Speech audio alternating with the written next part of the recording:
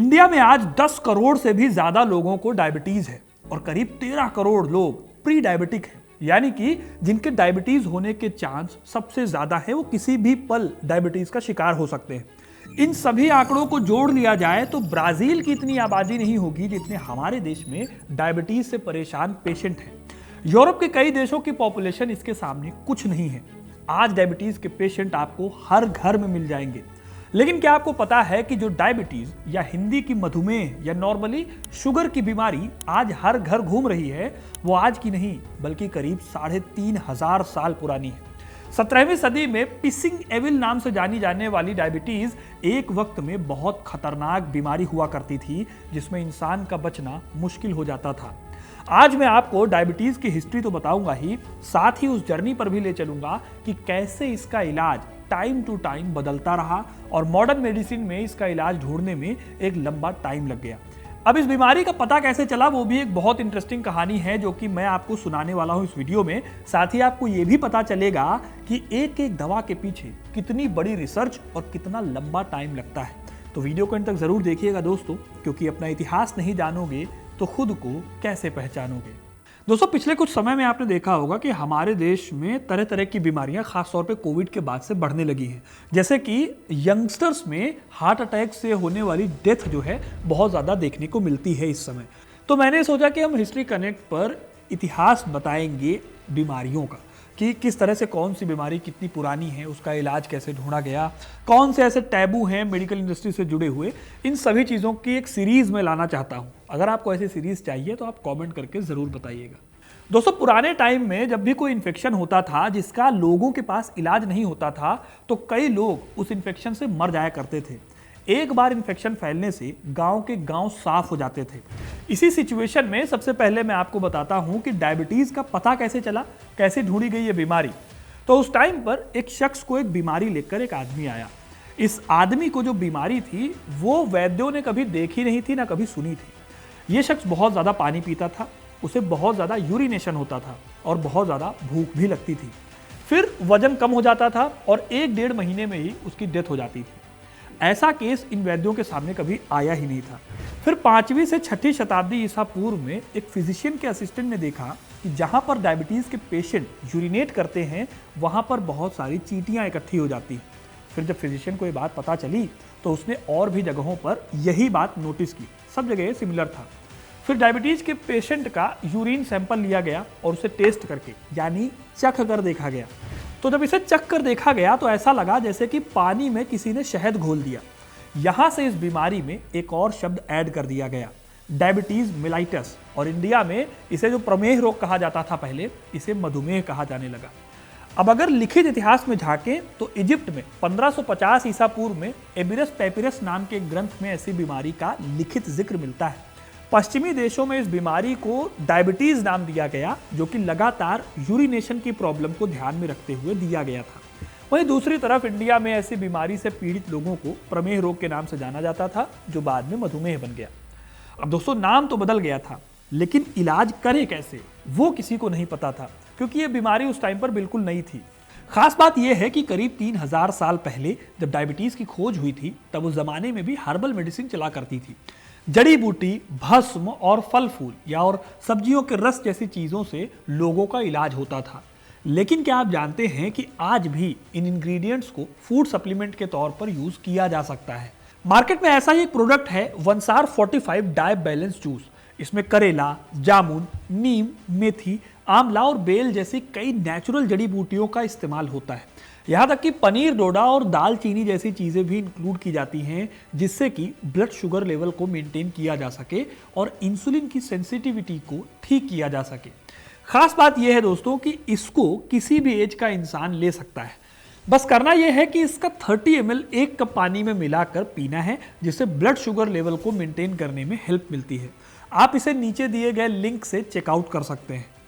अब जब यह पता चल गया दोस्तों कि यूरिन मीठा होता है डायबिटिक पेशेंट का, तो भी इस सवाल का जवाब नहीं मिला था कि आखिर ये बीमारी होती क्यों है और कैसे हो जाती है। तो टाइम के साथ कई अलग अलग थ्योरीज बनाई गई। मसलन कुछ लोगों का कहना था कि ये किडनी से जुड़ी हुई बीमारी है। अब सबसे पहला अंदाजा यही लगाया गया था, क्योंकि लोगों को लगा था कि यूरिन मीठा होता है, लोग लगातार पानी भी पी रहे हैं, और फिर यूरिनेशन भी बहुत ज़्यादा है। कुछ लोगों को लगा कि ये पेशेंट के खाने पीने से जुड़ी दिक्कत है, क्योंकि डायबिटीज पेशेंट जो है वो खा पी तो खूब रहे हैं लेकिन उनकी बॉडी में कुछ नहीं लग रहा है, उल्टे वेट बहुत तेजी से लूज हो रहा है। फिर कुछ लोगों को लगा कि ये ब्रेन से जुड़ी प्रॉब्लम है, क्योंकि ब्रेन के कंट्रोल में कोई सिस्टम नहीं रह जाता।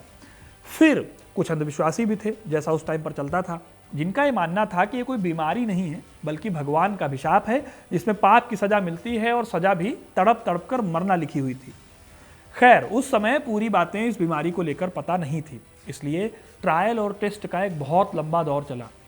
लोगों ने जड़ी बूटी से लेकर पेशेंट के खाने पीने तक को बंद करना शुरू कर दिया। इससे उन्हें रिजल्ट भी काफ़ी हद तक ठीक ठाक मिलने लगे। एंशिएंट ग्रीस और रोम में एक्सरसाइज करना और कार्बोहाइड्रेट जैसे कि चावल जैसी चीज़ों के खाने पर रोक लगा दी गई। लेकिन जैसे जैसे टाइम बीतता गया, इस बीमारी के और भी लक्षण सामने आने लगे थे और बीमारी धीरे धीरे बड़ी होती नजर आने लगी थी। अब जाहिर है कि अभी भी बीमारी कैसे होती है ये सही से नहीं पता था लोगों को, बस लक्षणों का इलाज किया जाता था।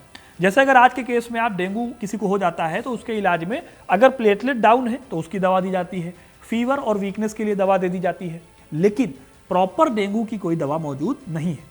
लेकिन 19वीं सदी में यानी 1800 के बाद बहुत तेजी से इस फील्ड में तरक्की हुई। इस टाइम तक इंडस्ट्रियलाइजेशन बहुत तेजी से बढ़ रहा था और इसी वजह से कई साइंटिफिक इन्वेंशंस भी हो रहे थे। ब्रिटिश, जर्मन और फ्रेंच साइंटिस्ट इस टाइम पर बायोकेमिस्ट्री पर भी काम कर रहे थे। उन्होंने ये थ्योरी दी कि फूड के अंदर फैट, प्रोटीन और कार्बोहाइड्रेट होता है और यही हमें एनर्जी देते हैं। कार्बोहाइड्रेट शुगर में कन्वर्ट हो जाता है और हमारा लीवर भी शुगर बनाता है और हमारे ब्लड में भी शुगर होता है और डायबिटिक पेशेंट का यूरिन मीठा होता है क्योंकि इसमें शुगर है। इस तरह की उस टाइम पर कई सारी डिस्कवरीज हुई, लेकिन इनमें सबसे इंपॉर्टेंट डिस्कवरी जो हुई थी वो एक गलती से हुई थी। ये गलती ऐसी थी जिसने डायबिटीज को लेकर जो समझ थी उसे कई गुना आगे बढ़ा दिया। एक साइंटिस्ट थे वॉन मेरिंग, वो बायोलॉजी के एक्सपेरिमेंट करते रहते थे। उनके पास एक उनकी पालतू बिल्ली थी जो उनकी फेवरेट थी। एक दिन उनकी गली के एक आवारा कुत्ते ने उनकी बिल्ली को मार दिया।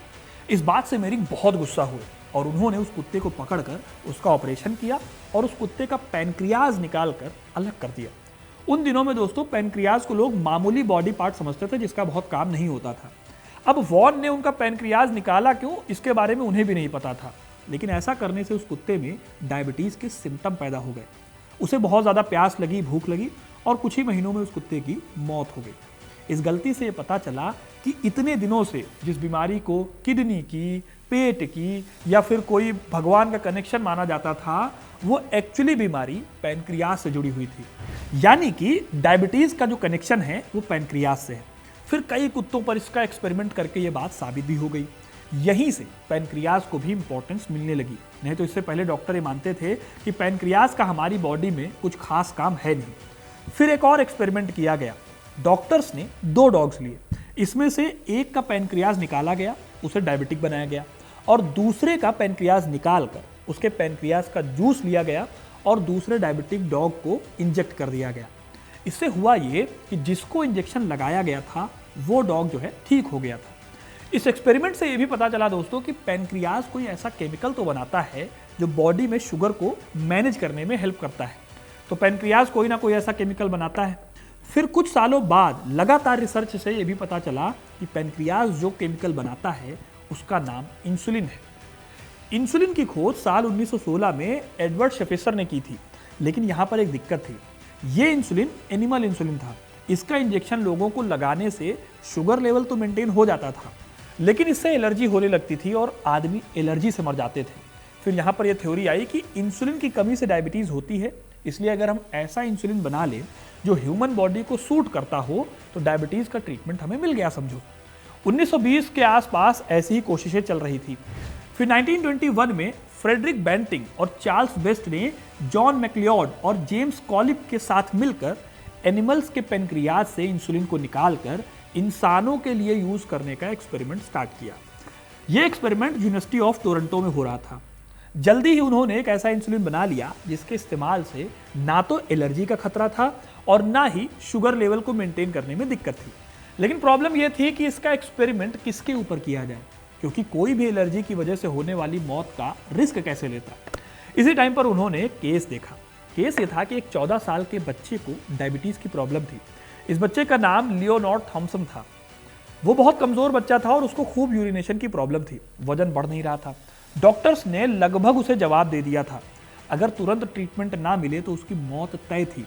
ऐसी हालत में साइंटिस्ट ने थॉम्सन पर एक एक्सपेरिमेंट करने की सोची। जब उन्होंने अपना नया इंसुलिन इस बच्चे को इंजेक्ट किया तो उस बच्चे की कंडीशन बहुत तेजी से इंप्रूव हुई, उसका वजन जल्दी से बैलेंस हो गया और इस तरह से ह्यूमन यूज के लिए इंसुलिन की खोज हो गई।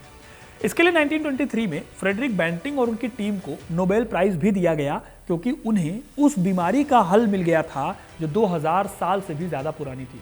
1923 से ही फिर इस इंसुलिन का मास प्रोडक्शन शुरू हुआ, जिसने डायबिटीज से होने वाली लाखों मौतों को होने से रोक लिया। शुरुआत में यह इंसुलिन काउज और पिग्स से निकाला जाता था, लेकिन 1982 आते आते रिकॉम्बिएंट डीएनए टेक्नोलॉजी का इस्तेमाल करके एक सिंथेटिक इंसुलिन बना लिया गया। अब दोस्तों, ये था इतिहास डायबिटीज के ट्रीटमेंट का, जिसमें कई सालों की मेहनत के बाद इस बीमारी के इलाज के बारे में पता चला। हालांकि आज भी डायबिटीज के लिए इंसुलिन का इस्तेमाल तो होता है, लेकिन डायबिटीज की जब प्रॉब्लम सामने आती है तो लोगों को सलाह वही हजारों साल पुरानी नेचुरल चीजों के इस्तेमाल के लिए दी जाती है। जैसे कि अगर किसी को डायबिटीज हो जाता है तो करेला खाना, जामुन के बीज या फिर दूसरी जड़ी बूटियां या फिर इनसे बनाए हुए रस का एक पूरा प्रोडक्ट आपको दिया जाता है, जिसको इस्तेमाल करके आप अपनी लाइफ को बैलेंस कर सकते हैं, अपने ब्लड शुगर लेवल को मेंटेन कर सकते हैं। तो ये थी कहानी डायबिटीज की हिस्ट्री की। आपको ये कहानी कैसी लगी कमेंट करके जरूर बताइएगा। वीडियो को लाइक और शेयर करना ना भूलें, और जो प्रोडक्ट मैंने आपको दिखाया है उसका लिंक डिस्क्रिप्शन में है, उसे जरूर चेकआउट करें। तब तक के लिए बहुत बहुत धन्यवाद।